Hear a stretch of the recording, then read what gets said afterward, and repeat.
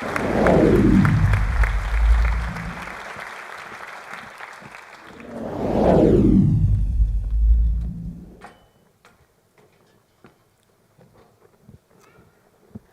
started teaching MBA students 17 years ago, and sometimes I run into my students years later.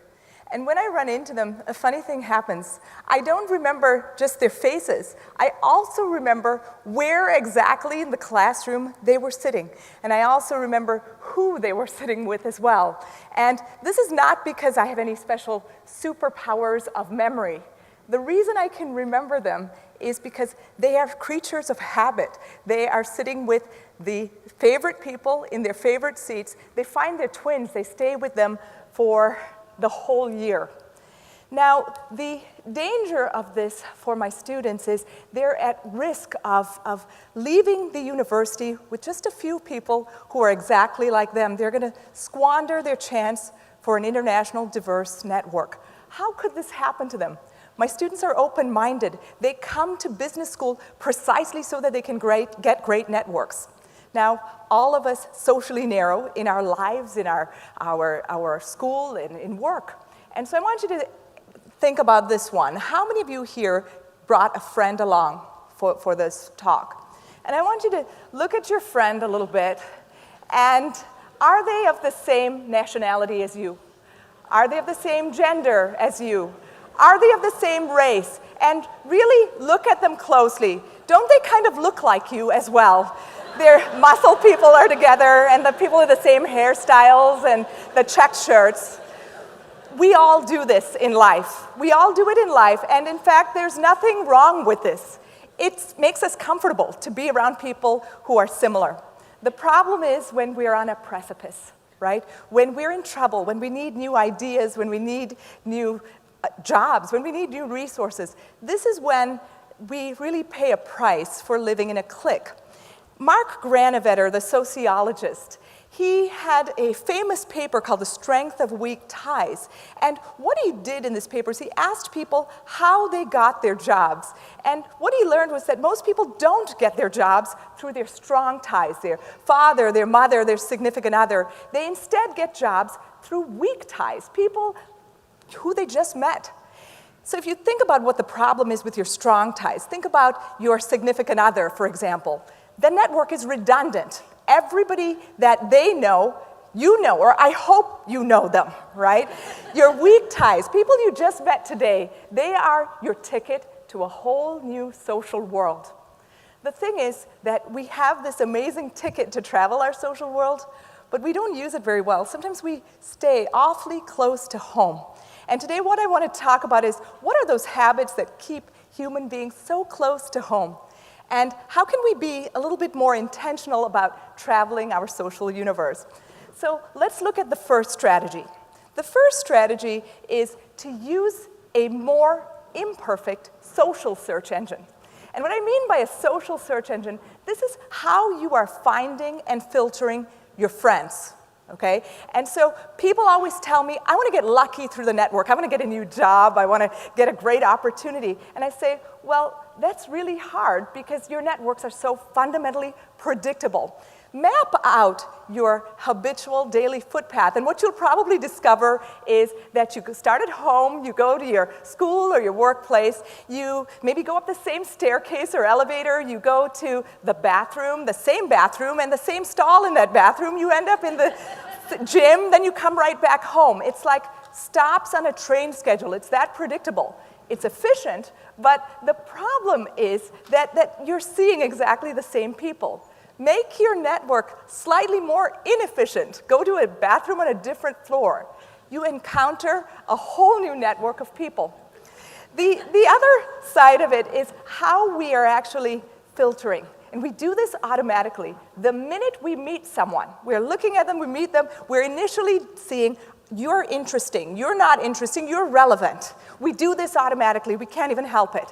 And what I want to encourage you to do instead is to fight your filters. I want you to take a look around this room, and I want you to identify the least interesting person that you see, and I want you to connect with them over the next coffee break. And I want you to go even further than that. What I want you to do is to find the most irritating person you see as well, and connect with them.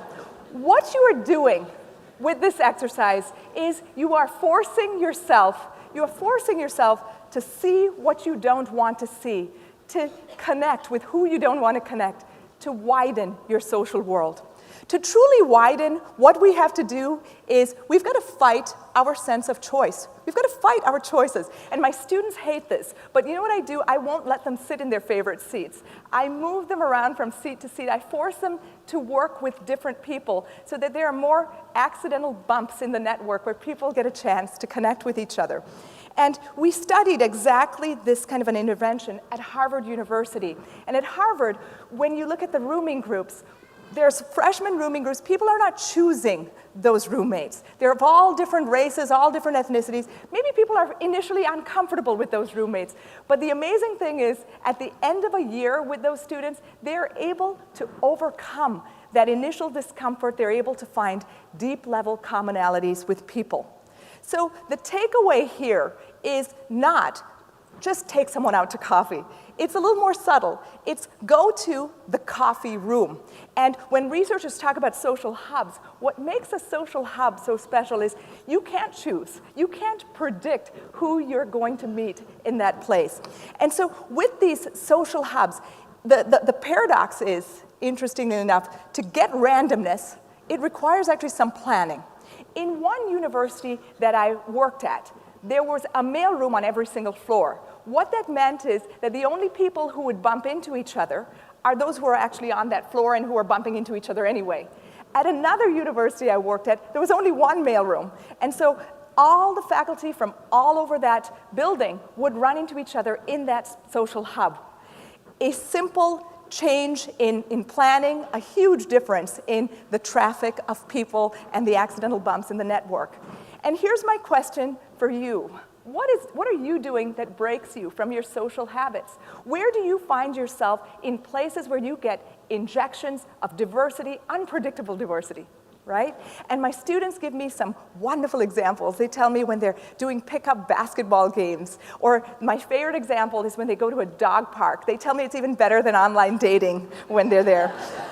So the real thing that I want you to think about is we've got to fight our filters. We've got to make ourselves a little more inefficient. And by doing so, we're creating a more imprecise social search engine, and you're creating that randomness, that luck, that is going to cause you to widen your travels through your social universe. But in fact, there's more to it than that. Sometimes we actually buy ourselves a second-class ticket to travel our social universe. We are not courageous when we reach out to people. Let me give you an example of that. A few years ago, I had a very eventful year. That year, I managed to lose a job. I managed to get a dream job overseas and accept it. I had a baby the next month. I got very sick. I was unable to take the dream job.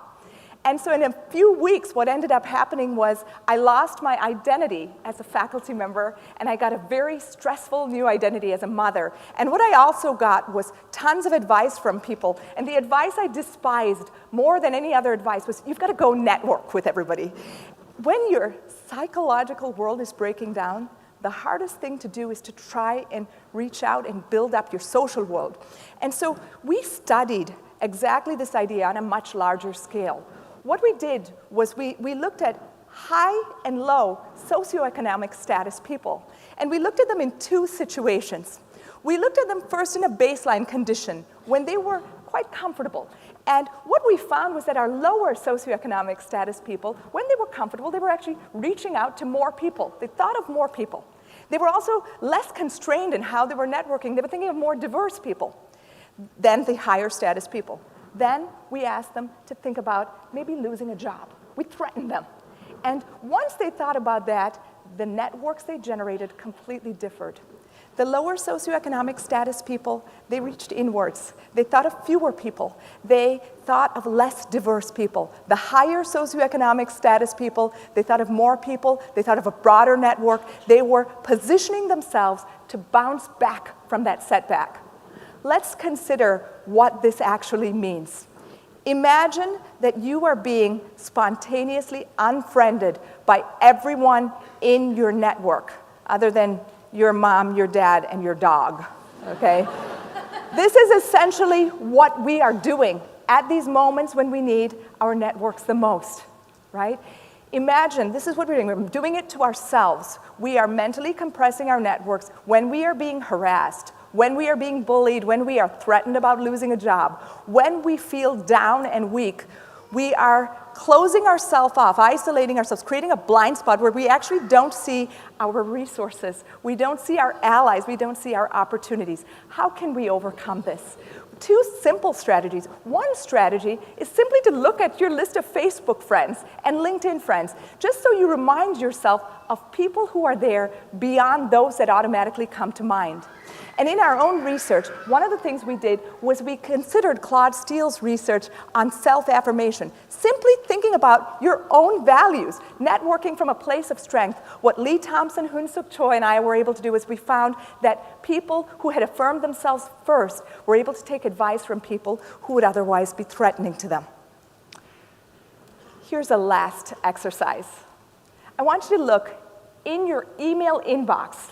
And I want you to look at the last time you asked somebody for a favor. And I want you to look at the language that you used. Did you say things like, oh, you're a great resource, or I owe you one, I'm obligated to you? All of this language represents a metaphor. It's a metaphor of economics, of a balance sheet, of accounting, of transactions. And when we think about human relations in a transactional way, it is fundamentally uncomfortable to us as human beings. We must think about human relations and reaching out to people in more humane ways. And here's an idea as to how to do so. Look at words like please, thank you, you're welcome in other languages. Look at the literal translation of these words. Each of these words is a word that helps us impose upon other people in our social networks. And so the word thank you, if you look at it in Spanish, Italian, French, gracias, grazie, merci in French. Each of them are grace and mercy. They are godly words. There's nothing economic or transactional about those words. The word you're welcome is interesting. The great persuasion theorist Robert Cialdini says, we got to get our favors back. So we need to emphasize the transaction a little bit more. He says, let's not say you're welcome. Instead say, I know you do the same for me. But sometimes it may be helpful to not think in transactional ways, to eliminate the transaction, to make it a little bit more invisible. And in fact, if you look in Chinese, the word bukeji, in Chinese, you're welcome means don't be formal. We're family, we don't need to go through those formalities. And kembali in Indonesian is come back to me. When you say you're welcome next time, think about how you can maybe sometimes eliminate the transaction and instead strengthen that social tie. Maybe it's great to collaborate, or that's what friends are for, okay? I want you to think about how you think about this ticket that you have to travel your social universe. Here's one metaphor. It's a common metaphor. Life is a journey, right? It's a train ride. And you're on this train, you're a passenger on the train, and there's certain people with you. Certain people get on this train, and some stay with you, some leave at different stops, new ones may enter. I love this metaphor. It's a beautiful one, but I want you to consider a different metaphor. This one is passive, being a passenger on that train, and it's quite linear. You're off to some particular destination. Why not instead think of yourself as an atom, bumping up against other atoms, maybe transferring energy with them, bonding with them a little, and maybe creating something new on your travels through the social universe. Thank you so much. And I hope we bump into each other again.